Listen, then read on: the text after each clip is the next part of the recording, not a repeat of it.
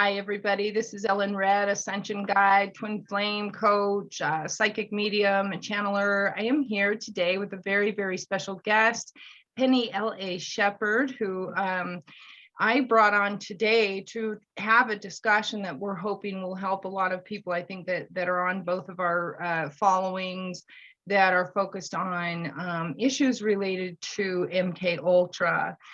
Penny Shepherd is somewhat of I guess, pretty much the expert or an expert on this not subject. The expert, but one of them. One of them, yeah. I think you and I had a talk before, and we have some pretty intense background on MK Ultra, but Penny's focuses on that, and she's kind of she has a lot of information on the who's and the what's of MK Ultra and other mind control programs. And we thought that it would be helpful to have a discussion because, mind control programs are very much connected to what the soul has to go through ascension. So her and I are maybe two pieces of that puzzle. And we wanted to come on and shed light on some information here. So thank you for coming on, Penny. Thank you. You want to add anything else there that I might have missed? Well, basically, I did not know even that I was MK Ultra for 58 years. So yeah. I'm 63. And I found out when I left my husband in San Diego in March of 2016. Let me see if I can turn my light down a little bit because it's reflecting off of me. 1 second. And I started researching, and then I found out how's that? Is that better? It's still pretty bright on your end. I don't know how to. Pretty bright. It looks fine. Oh, well, no, it's actually a little ring. Yeah, I have two of them sitting right here, but they're not working the way yours you do? are. Okay, well, I put it right, like I look white. I put it on the back of the back of my iPad. So you can like stand it up, but is that better? It looks great. I mean, you got a lot of light there. I was trying to do that, but I wasn't that expert yet. Shiner light. So I found out when I left my husband in March of 2016, I started researching, and then I became declared enemy of the state, basically under James Clapper, who was head of the NSA under Obama. And I went through a certain protocol that most whistleblowers go through. I was made, and I was told by my husband, who was a former Carlsbad sergeant, retired when I met him. He was basically my last handler, well, one of my last handlers. And I was told by him that if I left him, that I would be arrested, that I would be thrown in the crazy house, and that I'd be made homeless. And all those things actually happened. So he's not a prophet, but he was one of the men in blue. And this is not to be dismissive of any of the good people that are in the force, but this is simply to say there's a contingency that rises to the top of the cream, which are Freemasons, and they're beholden to the Fourth Reich, which is it's the predecessor from the Third Reich. So these institutions, which we call the CIA, the NSA, the DIA, the FBI, the policing forces, the research community, the scientists, the doctors, the psychologists, the teachers, these are all infiltrated, as well as our governmental positions, our presidents, our mayors, our governors. They're all in a hierarchy of the Freemasonic society, which we attribute to the New World Order. That's what their main goal is to do on the planet right now: disruption of all of the light beings who are bent on seeking truth, and the infiltration basically of a dark agenda for oppression of mankind and humanity.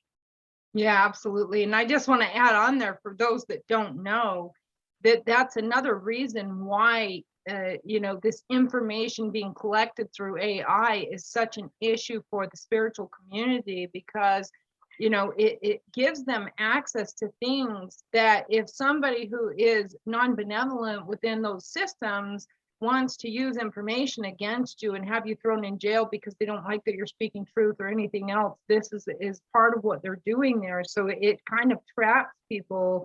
And they use it to threaten you so that you won't come out and speak out, or they can threaten you to go to jail or those types of things. So that's why it's so important on the spiritual level But this has been used on, humanity for thousands and thousands of years, but for using information to manipulate you and throw you in jail if you come and speak out. And they do that. I think Penny will be able to add on to this, but they do that even with kids that get caught in the sex slave programming, where they'll take those children and then force them into raping other kids so that they can use it against them and threaten jail time and prison and everything else as well. Correct? Yes, the currency of our governance, and I would say this is a global currency, is the currency of blackmail. So when they start out at an early level, they start out in youth, in infancy, in many of our instances, but the currency is blackmail. So when you do achieve some kind of acclaim in whatever sphere that it is, in psychology, in governance, in academia, you then rise up through the ranks of the Illuminati. So that's basically how it's done. And we're living in a militarized world. So it's militarized and strategized. And even the archangels are militarized and strategized. There is always a hierarchy for higher beings, lower descendants, which the lower frequencies are the ones that I feel currently are running the world, the lower frequencies. But I think we're having a shift in that right now. We're having a shift of awakening where individuals that are becoming awakened are realizing that they are being ruled by the lower frequencies. And so our job is to try to see how we can basically illuminate others that are involved in, as you put it, ascension. But I just say basically the day-to-days of living on this earth and trying to attain enlightenment and the truth, because their goal, let's just put it, the satanic factions, those that serve the dark side, their goal is to seduce and cajole and deceive and to bring the higher beings who their choice is to be enlightened and to serve good of mankind and truth and justice and righteousness.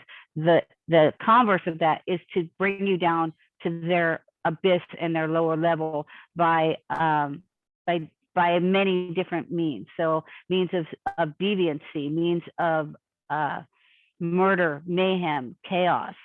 That's their basic agenda, to seduce you to the dark side. It really is a Star Wars agenda, the dark side. When I found out that my family was Joseph Mengele, it was shocking. It was like, Luke, I'm your father. And I find out that my agent, who was my brother, who I slept with in the 90s, found out he's my brother. And I'm like, I lost it when I found that out. And by all rights, a normal person probably should have been checked into the crazy house, but I was strong enough. And then the way that I ended up in the crazy house for a year was I was at Willow Creek Church. Willow Creek Church is a very odd church. I found renderings of my brother John on the wall wearing a COVID mask in 2016. And there was a line down one of them. I can send you these pictures. There was a line down one of them. And I looked at it and I said, is this a breach in time? And then I tried to see if I could fix a breach in time. But I used to be really good at math, but they erased me a bunch of times. So they erased my math and I had to keep learning it over and over again. But I literally sat there and thought, can I fix a breach in time? And then when I looked at the photo with the renderings, because there were 3 of them, I thought, is this a time where there's some kind of a viral pandemic? Right. That was in 2016. Yeah, that's crazy. I had a prophetic vision about the COVID in 2011, but I didn't know it was going to be called COVID. I just saw what they were going to do with the vaccine. So I started speaking against vaccines, even though I was never an anti-vaxxer, but I had this vision of seeing that they were going to use it for non-benevolent purposes. But I want to just back up a little bit, because I think a lot of my audience, they haven't been following that, your work.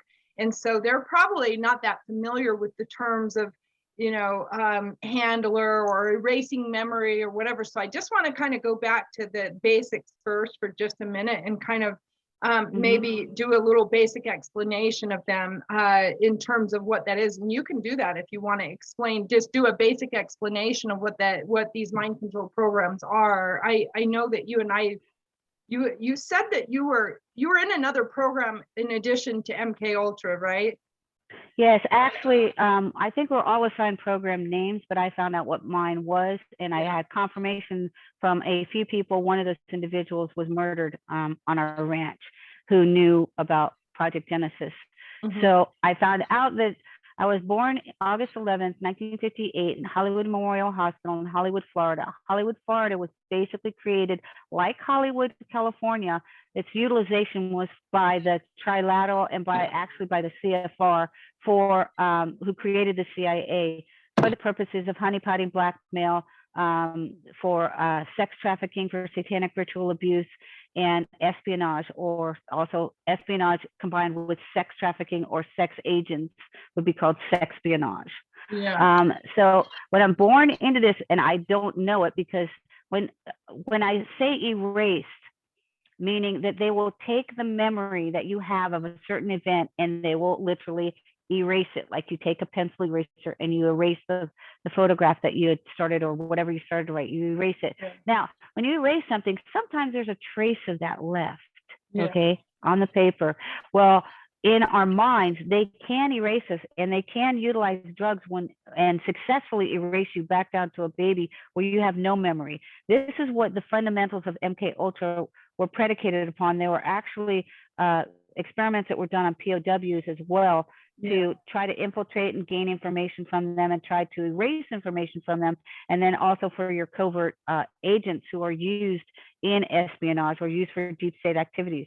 Another thing I'd like to explain is there's a difference between the actual CIA and the deep state CIA. So Kevin Shipp worked for counterterrorism. He was a CIA operative. He's written many books. He and Mike Smith did a documentary about all the connections in Hollywood regarding the corporations, Disney, etc. All of the intricacies involving basically satanic Hollywood. Mike was he was in the industry as a stuntman for many years and very well known. He was one of the people that he was a stuntman for was for David Duchovny on the X-Files. Mike then at one point he had an accident and he broke I think part of his spine or part of the base of where he walks. And when he was trying to recover, one of the women that was covering him said, "Hey, can I pray over you?" He's like, "Yeah, whatever." You know, he didn't actually, I don't know if he actually believed in God or not, but then she said, "Who do you think they send the children that they satanically ritualize in Hollywood?" And he was like, "What are you talking about?" Right? So then he said to me that he said, "I found God not in a church." I said, "Well, you're not going to actually find God in the church because God is inside of you. So you will find that God particle, so to speak, that connects with, some people will call it source, but you will find that in you. You're not going to find it in a building of brick and stone." And also the pastors and the priests, they basically are the Pharisees from way back, and their intent is not to heal or not to help you, but they're selling a product. So they're selling what I would like to refer to as Cash App Jesus.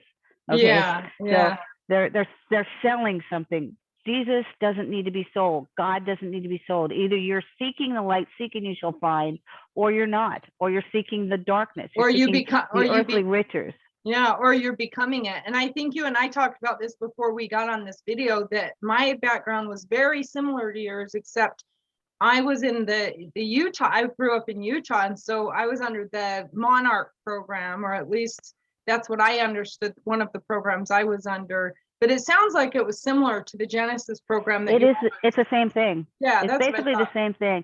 Okay, so MK Ultra has many meanings. Now, one person didn't want to interview me because he said that he'd studied MK Ultra, and I didn't talk about DID, which is dissociative identity disorder, or say that I was. I said, well, I believe, because I said I believe the whole world is MK Ultra, and he didn't share that proposition. Now, what I mean by that is that we have all been deceived by history that are lies, by music frequencies, which are, some of them are demonic, by any kind of media that you're reading, because you're being manipulated to a certain person's viewpoint, by televised events, by Hollywood, which I call Hollywood. So we're talking about an entire epic orchestration of propaganda to tell you one way or the other. So if you've read a book, if you watched a movie, if you listen to a song, I'm going to say that you fall under a category. If you're on Earth, you fall under a category of an individual that has been MK Ultra'd somewhat. Now, that's not to say that you're a super soldier or that you were satanically ritually abused. Those are two different things, okay? That's a more in-depth program.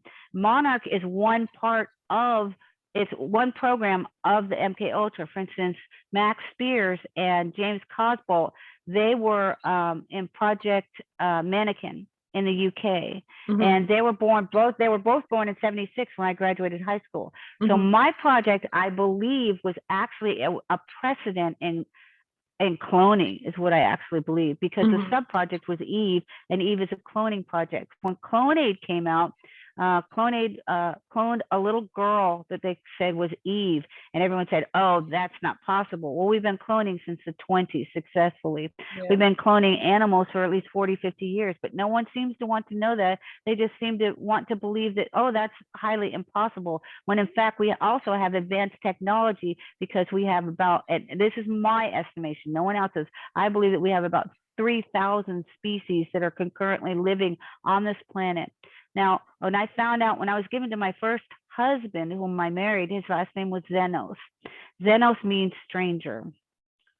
So there are many other components that go into this, but I say that the character 11 on Stranger Things, on Netflix Stranger Things, there's so many interlinks between that character and myself, name-wise and situationally, that I believe 99%, let's just say 100%, that character is actually me. How are they doing this? How are they writing things about people? Tom Outhouse has the same experience, only he's a writer. And Tom says he wrote The Matrix. He actually wrote the real Matrix, in which there's another individual, her name is Sophia Stewart, who did not write it. She is basically, as far as I'm concerned, Boule Illuminati.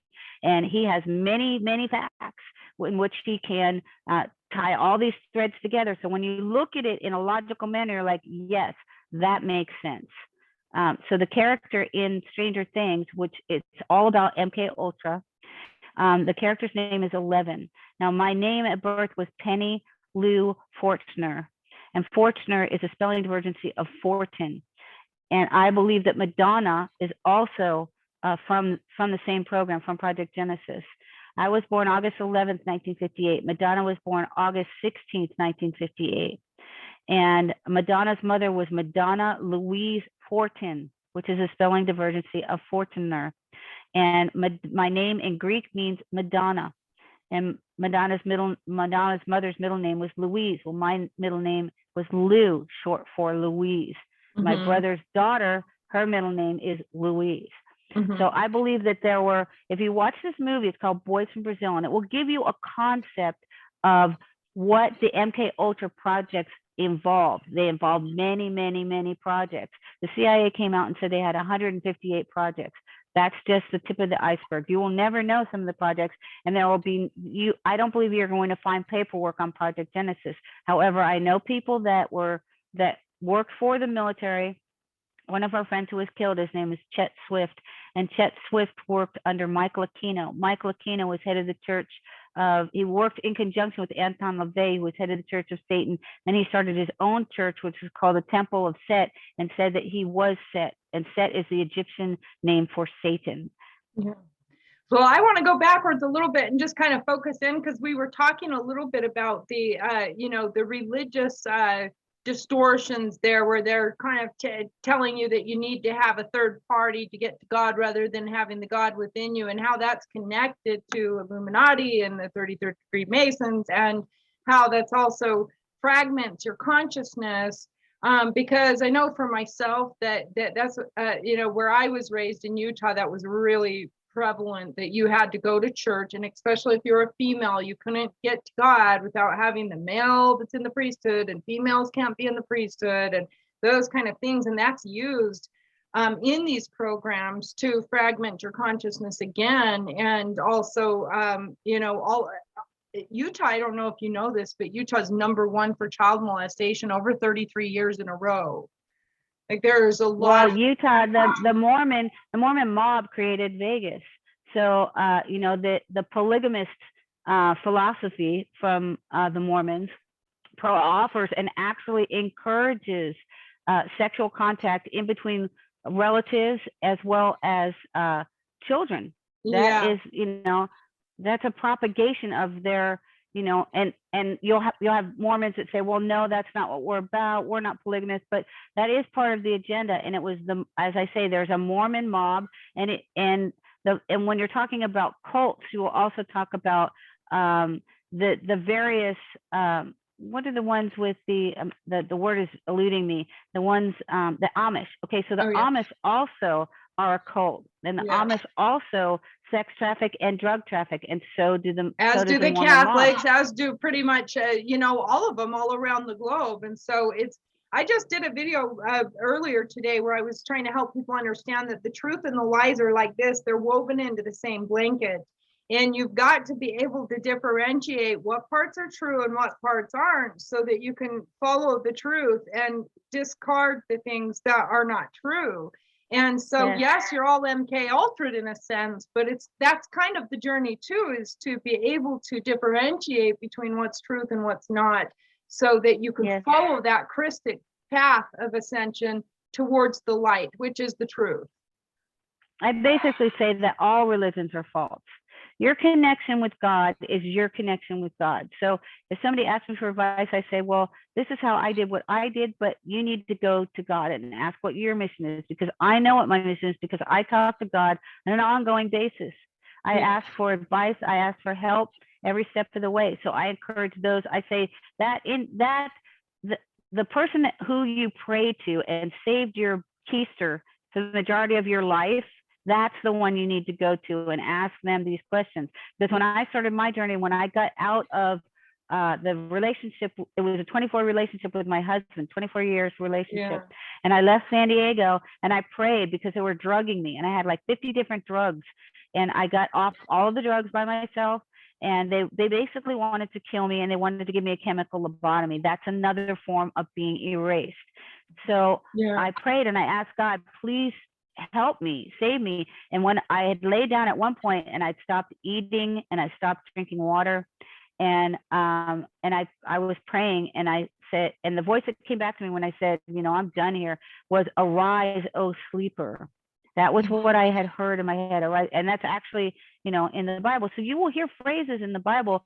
There are people, I was one of those people that walked with a Bible in my hand. So did Susie, my sister. I call her my sister from another mother.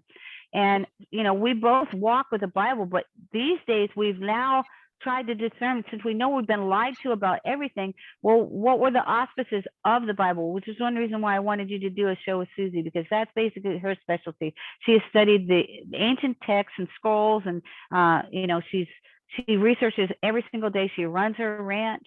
And then, and I basically spend my days just researching and reaching out and speaking to people about MK Ultra, about targeted individuals, about the direct energy weapons, about voice to skull, about some of the technology, which is advanced technology, which they've been using, since the 50s. I was implanted with technology in the 50s, and people they still don't believe that this technology exists. We're talking about, there is advanced technology in deep underground military bases. There are advanced beings there.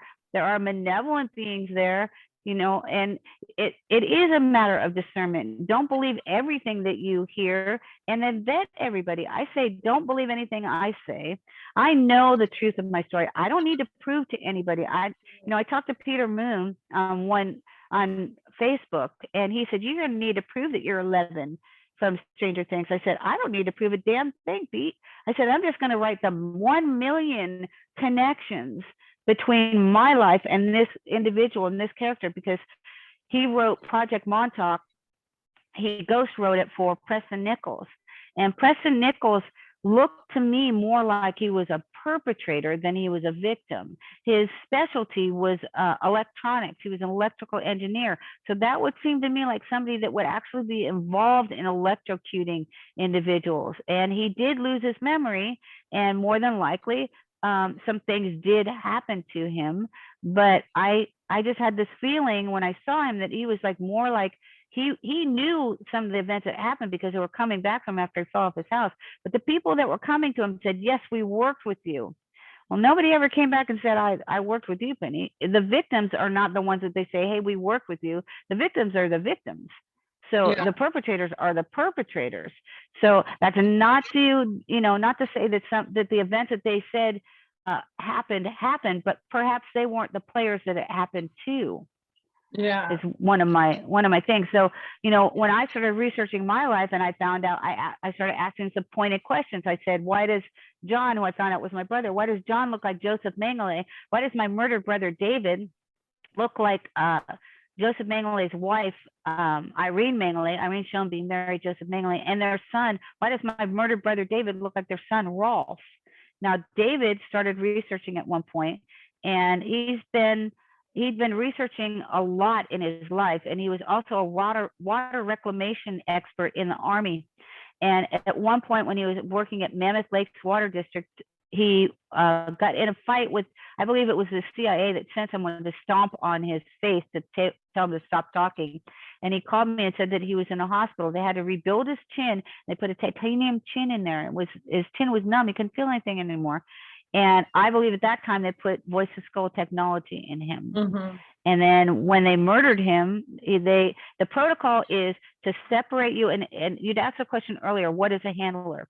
Okay, so a handler could be your mother, your father, your sister, your brother, your uncle, your teachers, your doctors. They're all going to manipulate you, and they're going to orchestrate either your success or your downfall. If you become compliant enough where they believe that you will serve their agenda, then you will rise. But the moment that you start down the road of truth, then they're going to implicate you, and they're going to send their MK Ultra doctors to say, well, you're schizophrenic. If you go in there and they say, hey, are you talking to God? And you say, well, yeah, I pray. And well, does God talk back to you? Well, yes. Do you hear his voice?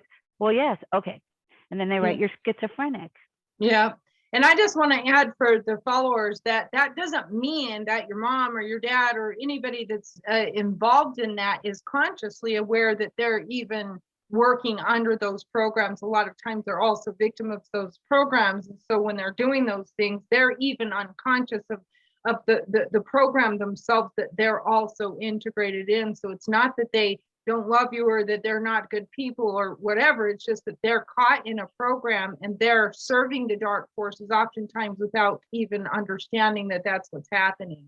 So, and yes, and let me state that on the converse of that, there are those that are extremely aware, and they are serving the dark side, and they are looking for the rewards that they're going to get from serving the New World Order. I found out later on that my mother was a Hitler baby, and I didn't find that out until like when I started watching Stranger Things, and I started putting together some of the things about that character with my life, and I was, putting together more and more blocks on this side. That's her, that's me, that's me, that's me, that's me.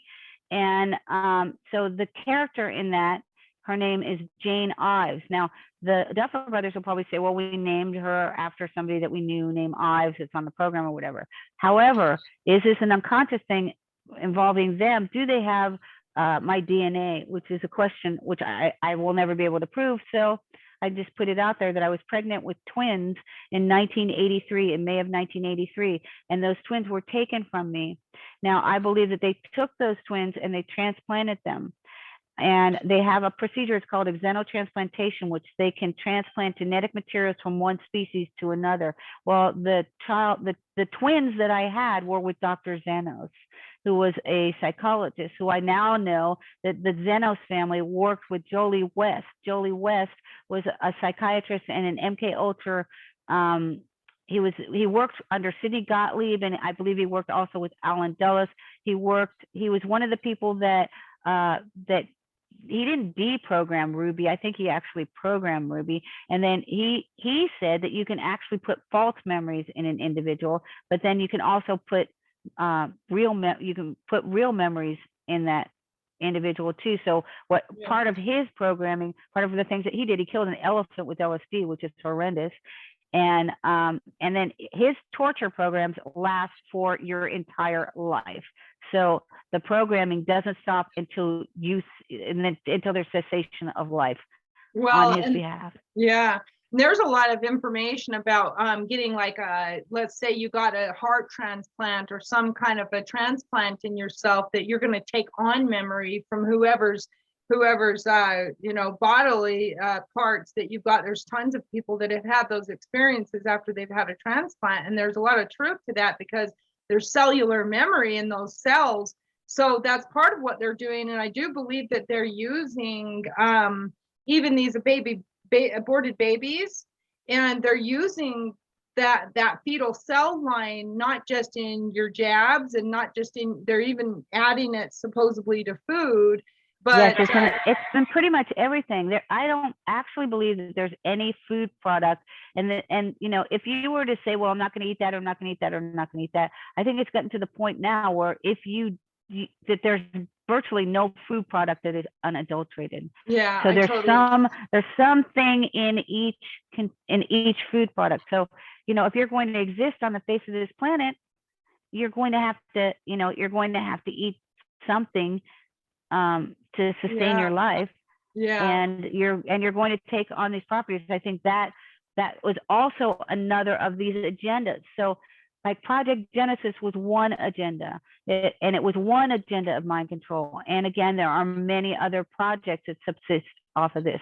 So I think the cloning project, because the sub-project was Eve, I believe the cloning project was directly related to Joseph Mengele and Ishii, Hirohito Ishii, who was, I believe he actually developed the Manchuria Candidate because in World War II, or it was probably before that, during the Japanese Sino Wars, when China became puppet state of Japan, Hirohito Ishii was the Surgeon General, and he created these Mengele type experiments.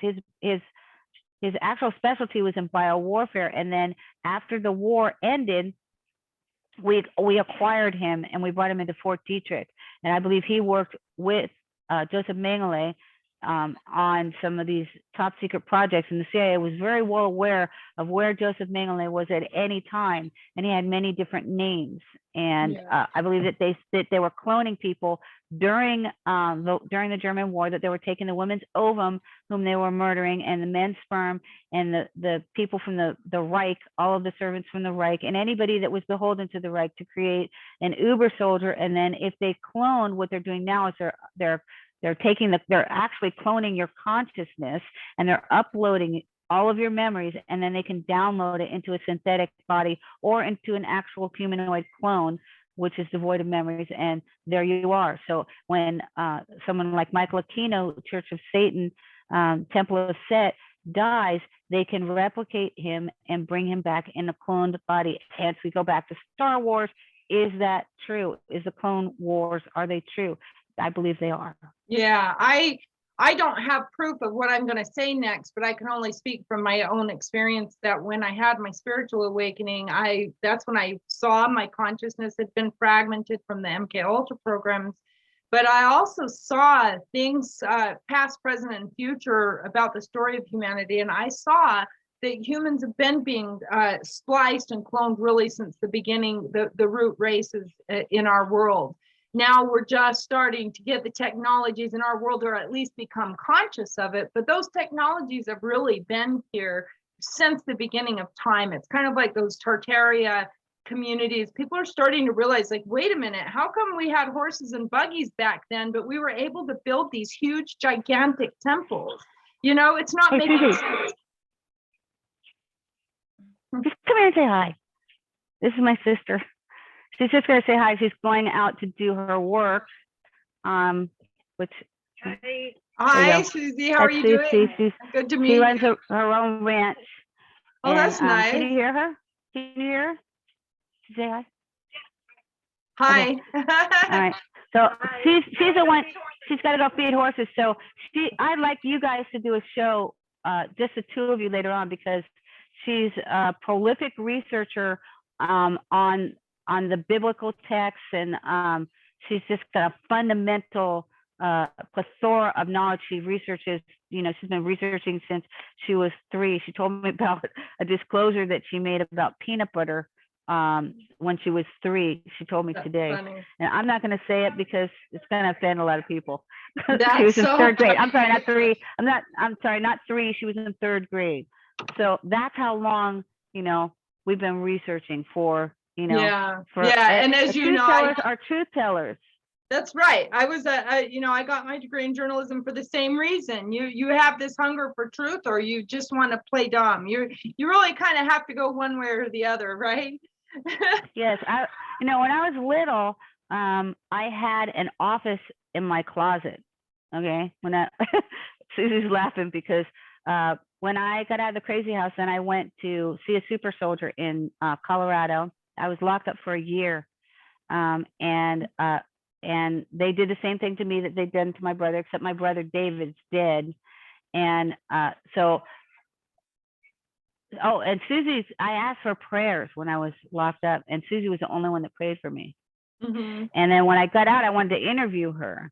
And so I was at this other place, and so I prayed, and I ended up at CIA house for 5 days, where I think they knew who I was. The lady knew. She worked the Russian desk. Yeah.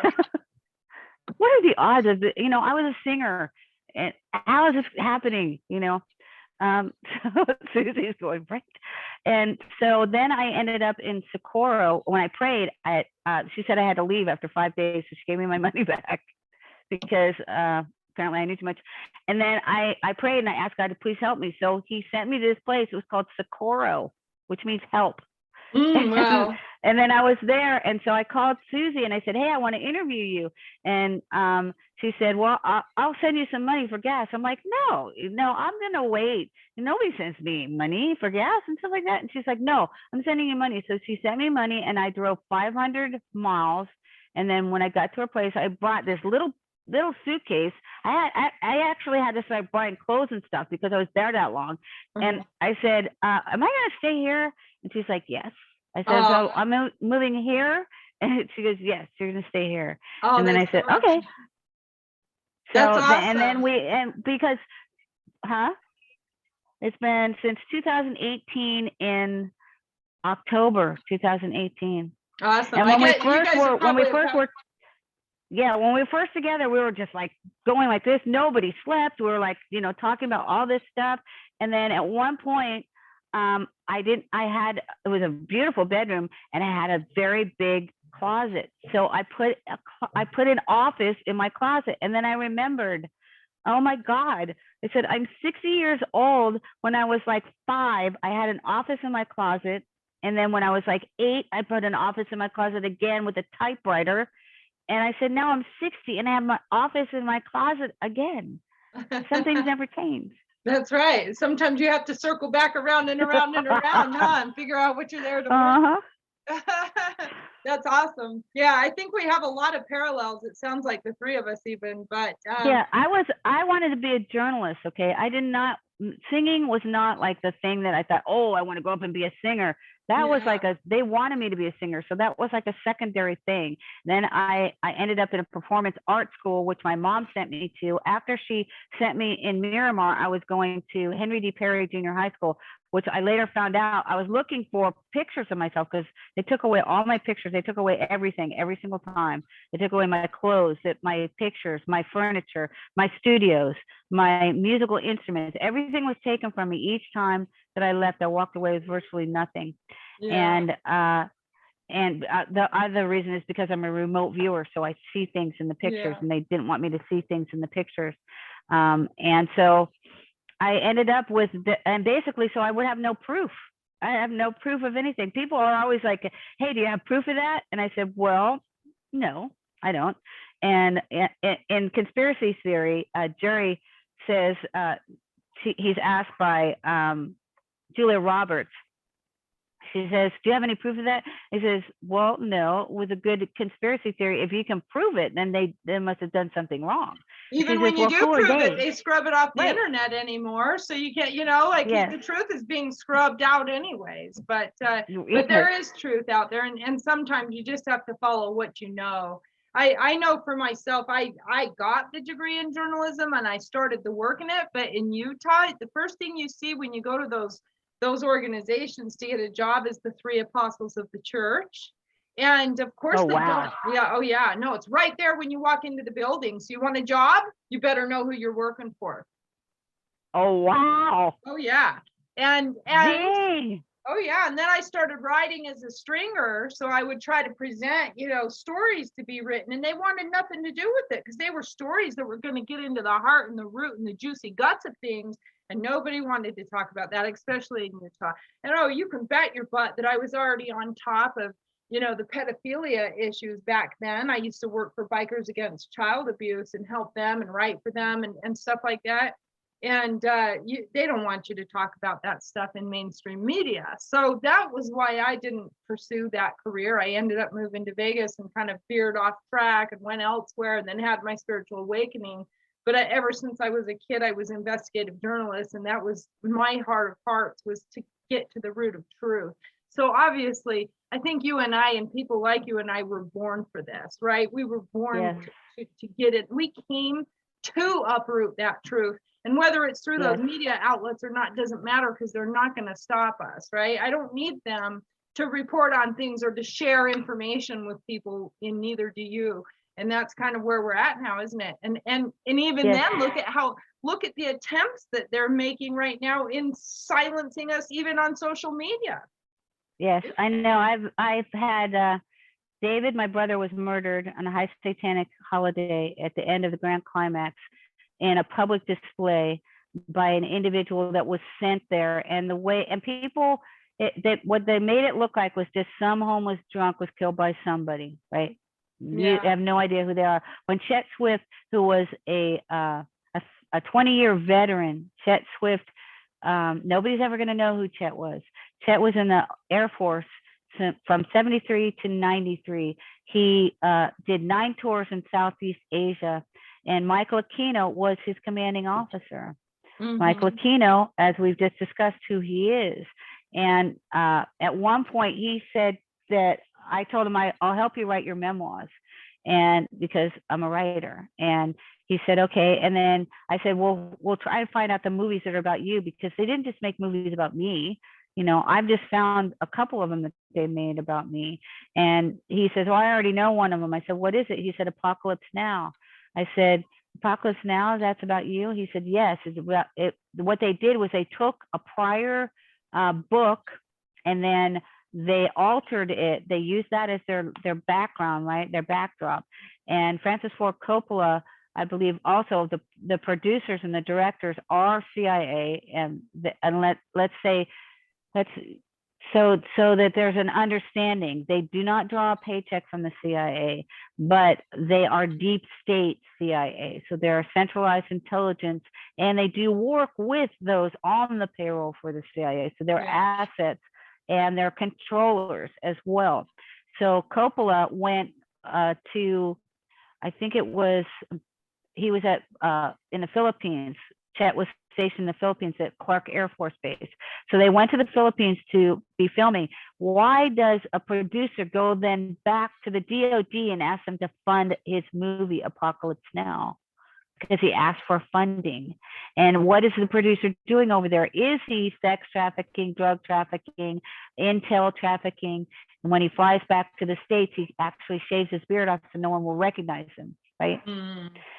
And so these people, I was told by another MK Ultra that she wasn't even aware that she was MK Ultra. She said, well, I did some MK Ultra experiments, and all these producers showed up.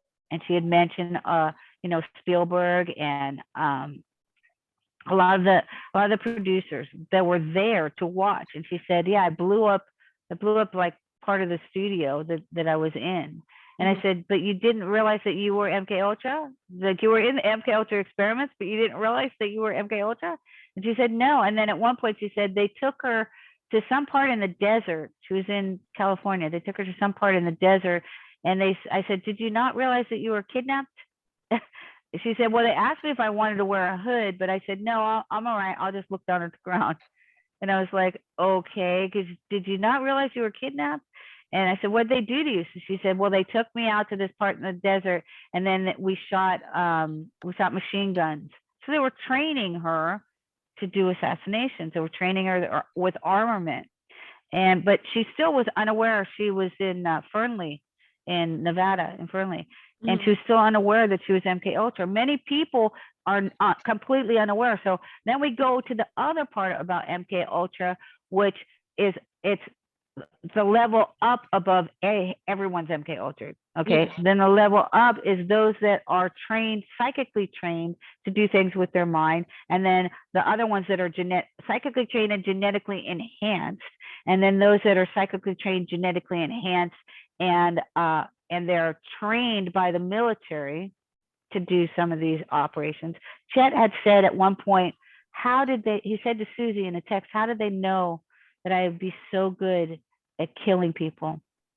Chet killed, he had 132, he was a sniper, had 132 confirmed kills with a gun. We're not talking about, he gave Joel a knife where he said, I killed 30 people with this knife. And it was just a little knife. It was just an ambiguous knife. You can kill people many, many ways. Yeah. And as the CIA knows, they are killing people on this planet with the foods. They're putting things in the foods, with vaccinations, with vaccines, with direct energy weapons, with sound. Sound was actually utilized at Waco.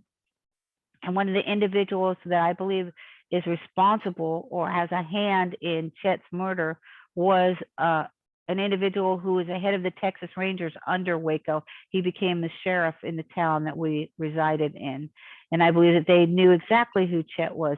This sheriff in 1991, May 19th, 1991, was shaking Bush Sr.'s hand in a Masonic handshake. So these are the sheriffs reach the hierarchy in the Masonic realm. And these are servants of many different factions. So you have a Jesuit faction, you have an opposition to the Jesuit faction, and it's one bad faction fighting another bad faction. John D'Souza had mentioned that. He said that there are factions within the CIA, factions of factions of factions, that are fighting one another, good factions and bad factions. Yeah. And I want to just back up a little bit for my audience, because I think this is going to be a little bit over some of their heads.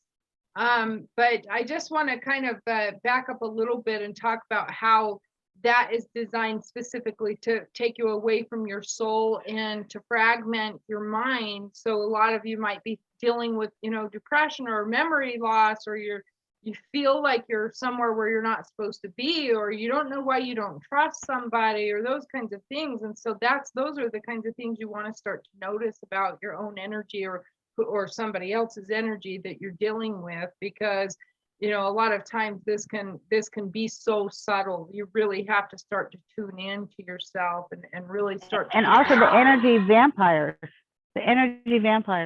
those that are surrounding you. Now in my instance, when I say handler, because we hadn't completely defined that, you are handled by these individuals. They direct you, they use your talents, but they make sure that you're always dismissed.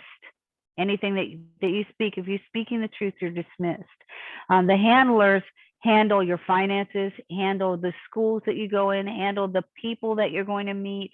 These would be the ones like I was given to Darrell, and Darrell is the son of Albert Spears.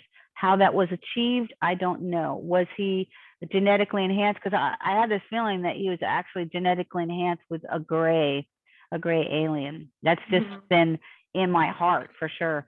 And there are also, many of these entities are psychopathic entities. So they say the archons don't believe in good or evil. But we most assuredly that's usually do. a sign that they're on the dark side, Right, exactly. We most assuredly do believe in good and evil. Better go off for you. Red flag.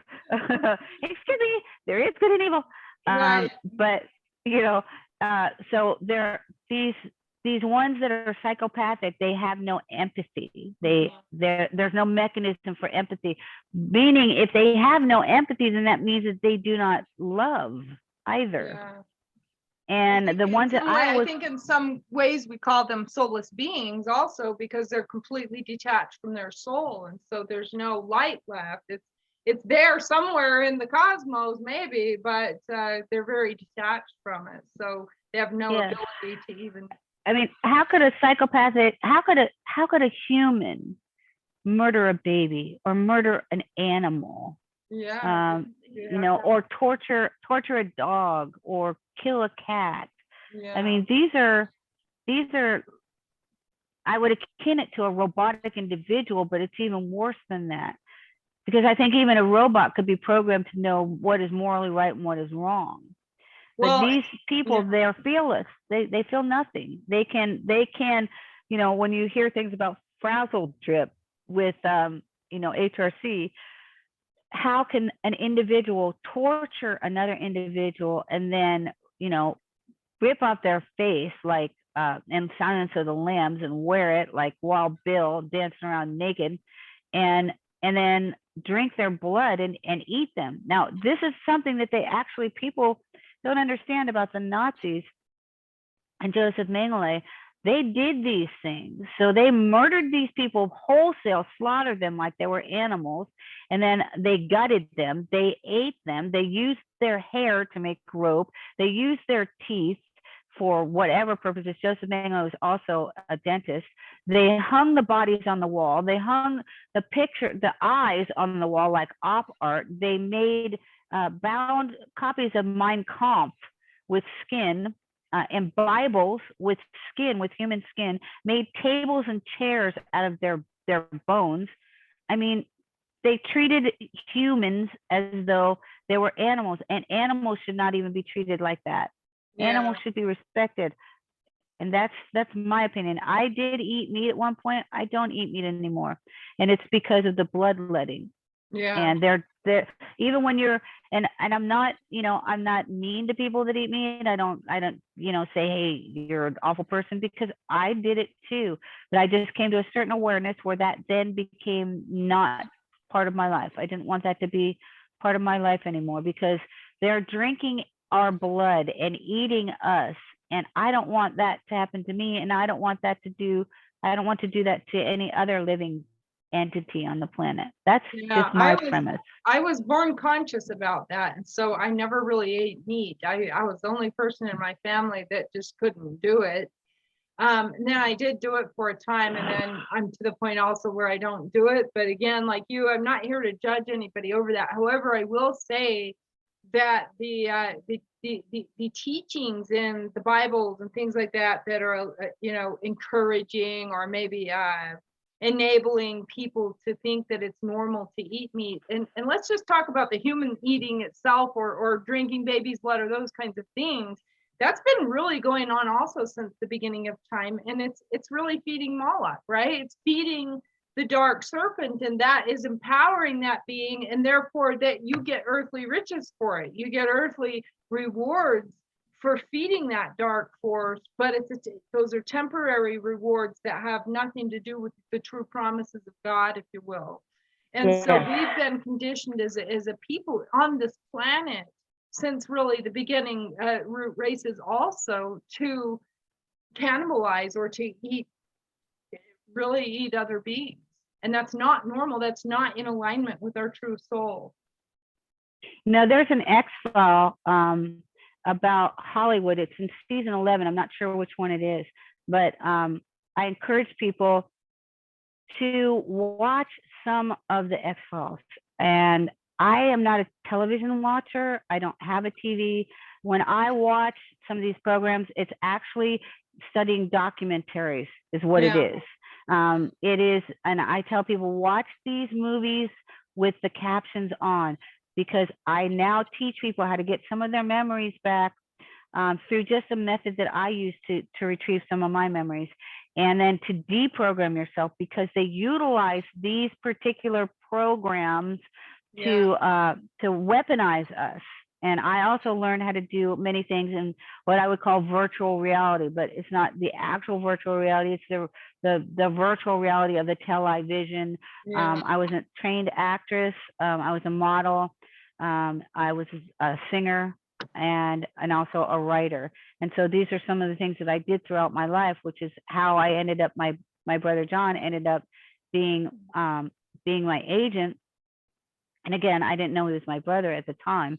And and then I left at a certain point because when I realized that what I was doing was morally wrong, because I have a moral compass and a moral center, when I was sleeping with him and he was married. And at some point I forgot he was married. No one forgets somebody's married. So how did that happen that I forgot that? Because I was being erased, I was being programmed, I was being coded. And at one point I literally woke up and said, how did this happen? Now I have to quit my band because I can't go on. And it was one of the hardest things I ever did because of who John is and who he was to me, because I believe at the age of 3 that I was dedicated to him in a bathtub of blood at the Conte's house. And that was a house that was behind us. I also believe that my mom was definitely a black witch. I didn't know she was gay until I was fully grown, until I was 17, and I was with Darrell. And when I was younger, she was reading from the Book of the Dead. She was hypnotizing people. She had, I now, when some of the memories come back about some of the things that were done to me, she was a nurse, so she was drugging us. I believe that we were taken to satanic venues, and I'm still trying to retrieve some of those memories of what happened. We had a basement downstairs. I believe that basement we held, there were some satanic ceremonies held there. I can remember specific instances where I know I was drugged and thought I was having an epileptic fit. They were shooting me with some things where I remember I had what I called a traveling bump. And it was like at the back of my head, then it was like here, then it was like here, then it was like here. And what that is, I will not know. Perhaps it was some kind of an implant, but it was weird. Sounds like it. I remember one time waking up and going to the bathroom, and I started screaming. I fell underneath the sink because I couldn't stand. My ankles were inflamed, and I was screaming. And I think from that, my mom said something like, "You have rheumatism," which I was a young child. I didn't have rheumatism. And I think that was a result of something where I was perhaps tied down or held upside down. Years later, when I went back to my house, because I had to 5150 my mom in 83, I went down in the middle of basically the cocaine wars, because I resided in Miami. And I opened up the door, and my aunt had told me that she was trying to kill her. So I basically got cajoled into doing something that wasn't right in 5150ing my mom, which means that she signed herself into a crazy house, and then I watched them drug her. I walked in, and there was a life-size canvas of my mom as a black person hanging upside down on the cross, and it was at the top of the stairs. That's what you see when you walk into the house. Wow. Yeah, that's pretty. She was an artist. Yeah, right. You're just like, oh, that's lovely. You feeling okay? And after being away from it, but then I wasn't actually away from it, because they kept handing me a handler, another person that would make sure I was within their program. I wasn't going to truth tell. I was going to continue to do what they wanted me to do. And they were going to keep me under MK Ultra, because when you find out, when I found out that 11 was based on me, and then it started making sense about some of the events that had transpired in my lifetime. Like I had visions that came true. I had things that I saw that came true. When I was with my 2 brothers, we were having a drink at Maxwell's by the Sea, where my brother David worked as a wine steward, and we went onto the bar, onto the pier where there's a bar there, and all of a sudden the waves started rising, and everyone said, well, we need to leave. So we left, and 5 minutes after we left, the pier went down. Huntington Beach pier went down. I think Fluor Company rebuilt it. But at that time, I said, I remember when I was 3 or 4 seeing Florida go down in a 3-mile high wave.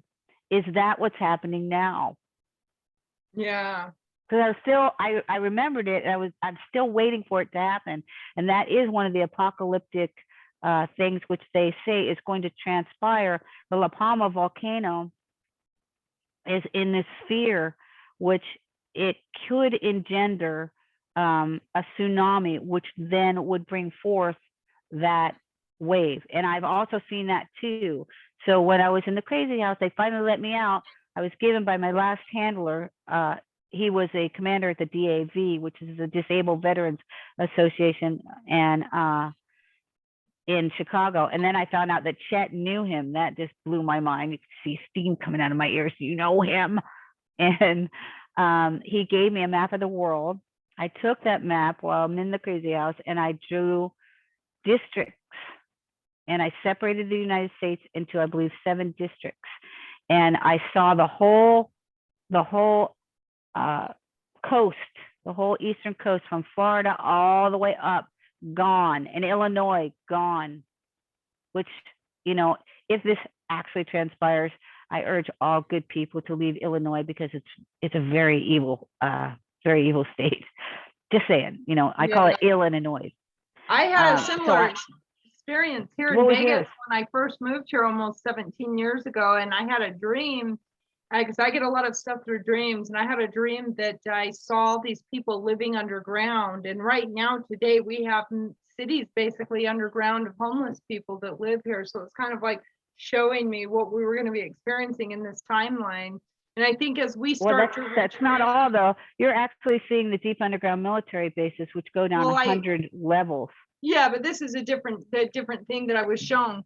But I just lost my train of thought. I was going to say that as we start to retrieve our memory, we start to retrieve our consciousness, we will start to have past life memories and even ability to connect with our consciousness in parallel universes as well. So doing that soul retrieval work, and this is one of the reasons why these programs are there to fragment your consciousness, is to keep you away from these kind of superpowers that are really just your design. So, the more that you do your spirit work and you start to connect your consciousness, you're going to be able to access past lives, and you're going to be able to access other consciousness or awareness of yourself in multiple universes, which is we do exist in. Your soul. One of the reasons why I started talking to Susie was that she said she was Joan of Arc. And so I'm like, no, you aren't. I am, right? And I'd never thought about that before, but I just started realizing when I was breaking the MK Ultra that I had dreams and stuff that came true. So I researched my grandma's name. The name was, my mom's maiden name was Darlington. So I researched Darlington. So the Darlington name came through Duke Vane. Duke Vane was married to like a sister or cousin or somebody of King Charles. So the lineage of King Charles. So Joan of Arc came through that lineage. She was King Charles VII's half sister. So then when I looked on her Facebook page, I was like, she's on a horse, right? She's been a horse person her whole life. I kind of like, when they come up to the car after I've been shopping, I roll the windows up and I call Susie, Susie! And so she's on a horse and I'm looking at her and I'm like, oh shit, you are Joan of Arc. I said, well, I must have been your sister or something. That's really how it started. I said, I must have been like a sister of yours, because I don't have, they thoroughly have erased me. I don't have those past life memories. She also showed me another person because she believes that we've been sisters or been related the majority of our life. So in this life, when we meet, my last handler says, how did you find one another? Yeah. And then people that have known her whole life, when we're talking on the phone, she hands me the phone and I start talking and they say, all right, Susie. And I'm like, no, this is Penny. And then I'll have somebody talk to Susie and they're like, okay, Penny. I'm like, no, that's Susie. Now, how is it that because the vibration of the voice is extremely important. For instance, I was shown a clone of my brother John, and the next day is when I got locked up, and I was told that that would happen too. Have you ever seen the movie Hearts of Atlantis? I think I've seen it, but it's probably been a long time. I don't remember what it was about. Okay, it's with Anthony Hopkins, and it's basically about MK Ultra, and he is a remote viewer. He also communicates with people telepathically, which I do. Which, if you tell people that if you tell an MK Ultra doctor, he will say, "Oh, okay, you're crazy," right? Everybody that knows me And knows that I do, and I'm past that whole barrier there, because like I'm not ashamed to talk about those things. But I think with WikiLeaks has proven that the CIA knows that telepathy is real. They just tried to hide it. That's just another aspect of your soul that's been hidden from you. And the more that you yes, retrieve your soul and align with your soul, the more that those gifts become, that's what I accurate. tell everyone. I say this is inherent in humanity. Nothing that I do is unique. Yeah. I got called onto a Twitter thing the other day. My friend's like, "Oh, they want to see the famous 11," and I'm like, "What? What are you talking about?" Nobody knows who I am. She's like, "No, they want to talk to you." So I say, these are gifts that we all have. Yeah. Everyone has. I don't have pride. Pride basically I think pride is a demon. And I'm not talking about like, hey, I'm proud of you for doing that. I'm talking about an arrogance, an air of arrogance or superiority. That is wrong. We all need to start speaking to one another in love. When I started finding out a lot of these things, I was just literally in such a state of anger that at one point I started a storm that went over all of Chicago. And I was in I was in Wisconsin, and I was at a Starbucks, and because the Wi-Fi was good, and I had you can get coffee all day there. And I was talking to people, and I told them about that you could start storms and stuff like that. So I was reading from Supernatural, which if you haven't seen Supernatural, you need to actually watch it. It's 15 seasons, but it's creepy. And it talks about all the things that are true. It talks about vampires, which are real. It talks about witches, which are real. It talks about interdimensional beings, which are real. It talks about angels, which are real. It talks about black magic, which is real. It talks about things that are real. And they're actually telling you this on a televised series, and there are 15 real, but you got to watch how you're seasons interpreting it, because sometimes your interpretation's everything. So witches Yes. are real, but there's good ones and there's bad ones, and there's positive angels and not positive angels, and so Correct. you really have to watch your perception Yes. there. But it tells you that in this thing, it does tell you there's good and there's bad. Yeah. And so I was reading from a script to this individual who became known to me, that he said he was a top secret facility in Heidelberg during the Cold War.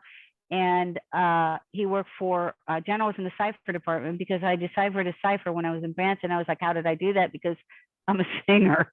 How did I decipher a cipher? And he said, well, I can't do that. And I was like, precisely, how did you do it? So I'm reading from the script to him, and I was very angry that day. And I had texted John, and I said, I'm pissed, with 5,000 S's and 1 T. And he texted me back one word, because he knows this is going to get me even madder. And he says, why? And I said, because all of my family are psychopaths and criminals, and you're one of them. Crawl back in the hole that you crawled out of. And I'm angry. And then I start remembering this anger. And when I start reading from Supernatural, all the lights go out in the Starbucks. And then police come, an ambulance comes, a fire truck comes, and it's lightning outside. And they say Capitol Boulevard has been shut down. So they come up to me and they say, did you start this storm, Penny? Because you've been talking about starting a storm all day long. And I go, I don't know. Maybe. I'm not sure I can do that. They're like, we think you started this storm. And then I say, well, and the police are coming at the door with flashlights. And I said, I have to go now. And so I closed my computer, I packed my stuff up, and I just like walked by like that. And I got in my car, and then I was very, very upset. I was weeping. And the more I cried, the more it rained. And then I put my hand in front of the windshield and I said, I want all the cars off the freeway. And eventually all the cars went off the freeway.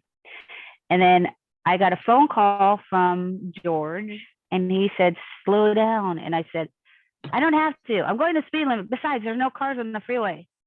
And he said, did you start the storm?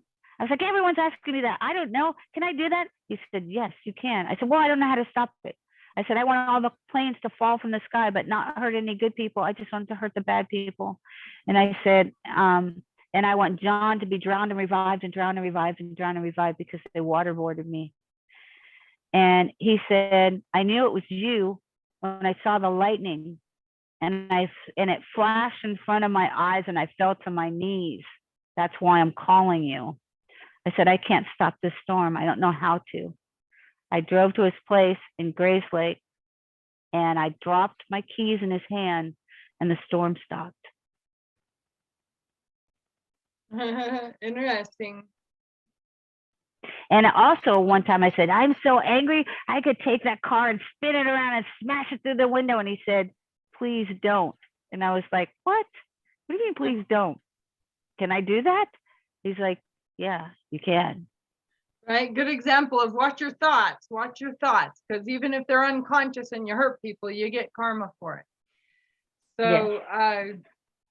Well, let's see. I wanted to add one last thing to this subject because we touched on, we kind of bounced around a little here, but we touched a little bit on robots. You were talking about robots, something, and I wanted to insert there, but we got busy. And I just wanted to add that was part of what this AI agenda is about as well, to kind of, I forgot exactly what we're talking about, but something you said made me think I wanted to insert that, but using AI technology to basically siphon your consciousness or use your consciousness to, do things that are outside of your own soul. And that's also part of what we're dealing with this new jab. Because a lot of that's not necessarily an actual vaccine like other vaccines have been, and that it's got nanoparticles and that kind of a thing, which is going to alter your consciousness. And there's been a lot of discussion about that, and even a little disclosure for those who really want to research that, it can alter your consciousness and kind of make you become more robotic, which is really what we're concerned about when we start talking about AI and sort of the loss of control over human consciousness through the use of AI and how AI is going to basically take over humanity. And I think you can already start to gauge how that's affecting us through what's been being disclosed with Edward Snowden and the, Facebook and all of these companies siphoning and stealing your thoughts and your information and your belief systems and then using it against you, right? That's also the problem with the Voice of Skull, is that it's stealing proprietary intellectual information from people. I believe that there's a lawsuit somewhere in Canada precisely about that, because they're interceding with technology into people's real thoughts, and this is another form of erasure. They can go into your thoughts. You have an intellectual property in your thoughts. When you create a patent, that's called intellectual property. Yeah. It's your idea, it's your property, and they will go into your mind. They will steal that intellectual property, and then they will rewrite in your mind a little bit different. Then they will patent it. So when you come to make the patent, that your patent is a little bit different because they've actually stolen the idea from you, and they're utilizing radio frequency to intercede. And that's part of what the 5G is as well, is it's a radio frequency. So if I wanted to dial you up and say, I want to listen to you tonight, then I would dial in on a computer. I dial into your frequency just like you dial into a radio station, so I can hear what you're thinking, because you have a radio frequency or an implant in you. And I also believe that part of the vaccine rather, and this is just my opinion, is that perhaps in 3 generations that it will culminate in the sterilization of the human race, which is part of their Agenda 21, which they achieved that in 2021. They achieved, the overcoming of the populace with a viral contingency, which would then effectuate a cure. They start the problem, they give you the answer, the cure for the problem. But the cure is actually, I believe, the eradication of the part of this solution to the eradication of the human race. So Yeah. then there's another individual, his name is Panos Davos, and he does cloning for reproduction. And he believes that that's what we should do. If you watch Stargate, and there's a character on there named Thor, who is a gray alien, he said that they didn't have any sex organs because they lost the ability to reproduce. So what they were doing was they were taking their consciousness, they were uploading it to a supercomputer, they're creating clone bodies, and then that's how they replicated their species, because their synthetic body would wear out at some point, and then they would have another synthetic body, which they would then pass down the Akashic records, if you will, or the fake one, their, the fake Akashic records. Right. They would pass down their knowledge, which they had retained within them from generation to generation. And then the cloning, the reproductive cloning, is the same thing. So if people will not be able to produce, then the only method for production would be cloning. So this is why they're hiding the technology. So they'll come out with it, but you're going to pay handsomely for the reproduction to have a child. You're going to be paying a lot of money in the future to have a child. Yeah, and ultimately what it really is all about is killing God, if you will. You know, stripping God away from everything through the human genetics and the animal genetics, and you know, the food, even everything that is godly or natural, they are stripping away from us in our own world. Yeah. right underneath our feet, and they're using our own energy and our own monies and our own resources and our own efforts against us and against the collective and against the earth itself. So I think we should end the session on that note, because I think that was kind of like the gist of it, isn't it? It's stripping the God away from all of us, and so we got to work hard to heal that and correct it now too. We have a very small window, don't we, between now and 2030. Yes. Well, I want to thank you so much for having me on. I look forward to maybe talking to my sister, because she's a genius in some of these realms. And I knew that when I started talking to you, that you two are like simpatico, and we all are. We all are. I think we're all kind of on the same page here. I did watch the video that you sent me of hers, and I just haven't gotten a chance to reach out to her. I had a couple other videos this week and other things to do, but I'll try to touch bases with her and see if her and I can have a conversation first too. It'll be interesting. Thank you so much. I appreciate you. Thank you. It was awesome. Yes, I agree. See you next time.